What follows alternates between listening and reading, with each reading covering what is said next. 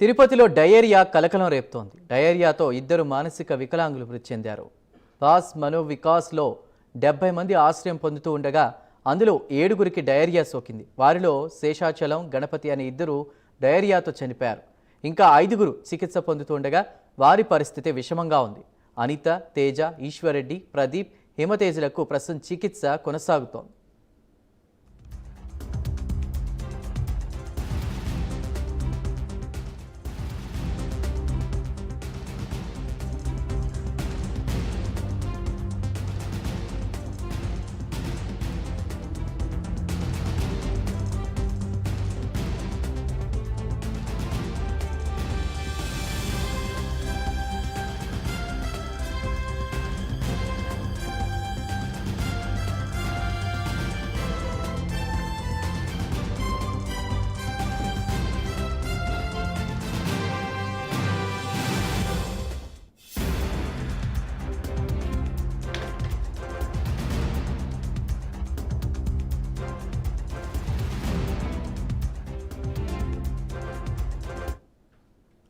తిరుపతిలో డయేరియా కలకలం రేపుతోంది. డయేరియాతో ఇద్దరు మానసిక వికలాంగులు ఇప్పటికే మృతి చెందారు.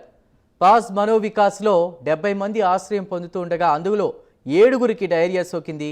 వారిలో శేషాచలం, గణపతి అనే ఇద్దరు డయేరియాతో చనిపోయారు. ఇంకా ప్రస్తుతం 5గురు చికిత్స పొందుతూ ఉండగా వారి పరిస్థితి కూడా విషమంగా ఉంది. అనిత, తేజ, ఈశ్వర్రెడ్డి, ప్రదీప్, హిమతేజులకు ప్రస్తుతం చికిత్స కొనసాగుతోంది. రైట్, ఇక ఈ అంశానికి సంబంధించి మరింత సమాచారాన్ని మా ప్రతినిధి హరిబాబు అందిస్తారు. హరిబాబు, ఈ మధ్య కాలంలో ఆంధ్రప్రదేశ్లోని వివిధ జిల్లాల్లో డయేరియా కేసులు చూస్తూ ఉన్నాం. ప్రస్తుతం తిరుపతిలో మనోవికాస్లో ఇద్దరు మృతి చెందడం, మరికొంతమందికి చికిత్స కొనసాగుతోంది. ప్రస్తుతం అప్డేట్స్ ఏంటి? చిత్తూరు జిల్లాలో డయేరియా కేసులు ఇటీవల కాలంలో 3 ప్రాంతాల్లో రావడం జరిగింది. ఒక చిన్నారి మృతి చెందడంతో అప్రమత్తమైనటువంటి అధికారులు 2 నెలల కాలంలో పూర్తిగా డయేరియాని నివారించడానికి పూర్తి స్థాయిలో చర్యలు చేపట్టి అక్కడ మెడికల్ క్యాంపులు ఏర్పాటు చేసి కలుషిత నీరు ఏదైతే ఉందో ఆ నీటిని పూర్తిగా తొలగించేందుకు పూర్తి స్థాయిలో చర్యలు చెప్పారు. అయితే తాజాగా ఆదివారం రాత్రి తిరుపతిలో ఉన్నటువంటి ఒక మనోవికాస కేంద్రంలో ఉన్నటువంటి విద్యార్థులకు అందించిన ఆహారంలో కొంత కలుషితం కావడంతో దానికి సంబంధించి కూడా విద్యార్థులు కొంత అస్వస్థకు గురయ్యారు. వారిని తిరుపతి రుయా ఆసుపత్రికి తీసుకురాగా వాళ్ళ 2 చిన్నారులు మృతి చెందారు. మరికొంతమంది తీవ్రంగా అస్వస్థకు గురవడంతో వారిని తిరుపతి రుయా ఆసుపత్రికి తీసుకొచ్చి వారికి వైద్యం అందించే పరిస్థితి అయితే ప్రస్తుతం నెలకొని ఉంది. మనతో పాటు తిరుపతి హెల్త్ ఆఫీసర్ ఉన్నారు, డిఎంహెచ్ఓ ఉన్నారు. ఆయన అడిగి తెలుసుకుని సరే అసలు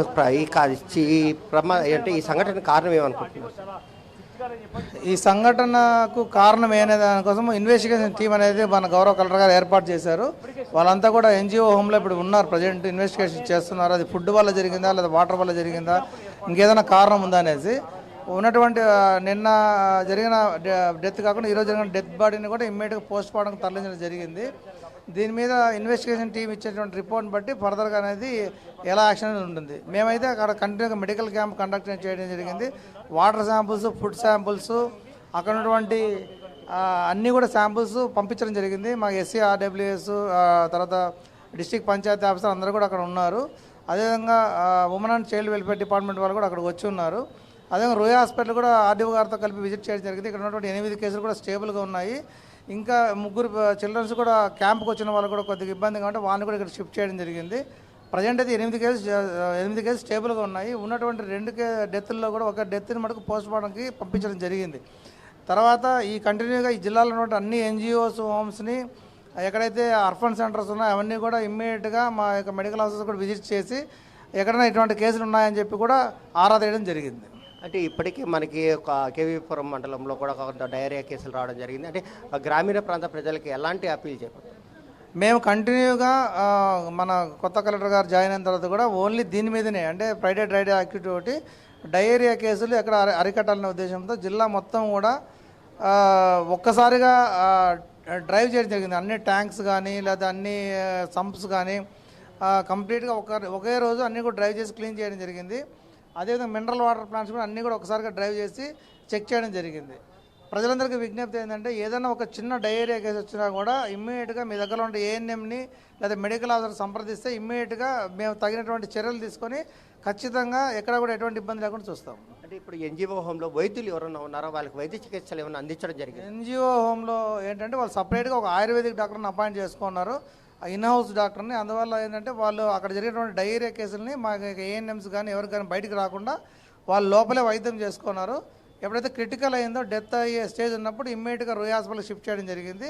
అక్కడ షిఫ్ట్ చేసిన తర్వాత డెత్ అయిన తర్వాతనే మాకు రూయా ఆర్ఎంఓ ఇచ్చిన ఇన్ఫర్మేషన్ ప్రకారము మేము వచ్చి ఫర్దర్గా అన్నీ కూడా అందరికీ ఇన్ఫర్మేషన్ చేసి కంప్లీట్గా ఇన్వెస్టిగేషన్ చేయడం జరుగుతుంది. అంటే ఈ సంఘటనకు సంబంధించి ఎవరితరణ చర్యలకు ఆదేశించే అవకాశాలు ఏమైనా ఉన్నాయి? దీని మీద గౌరవ కలెక్టర్ గారు ఒక టాస్క్ ఫోర్స్ టీం వేశారు, ర్యాపిడ్ రెస్పాన్స్ టీమ్. ఆ టీం అంతా కూడా అక్కడికి విజిట్ చేసేదానికి వెళ్ళారు. ఆ తర్వాత మేము రూయా హాస్పిటల్ ద్వారా వాళ్ళకి ఒక మెడికల్ లీగల్ కేసుగా కూడా బుక్ చేయడం జరిగింది పోలీస్ ద్వారా.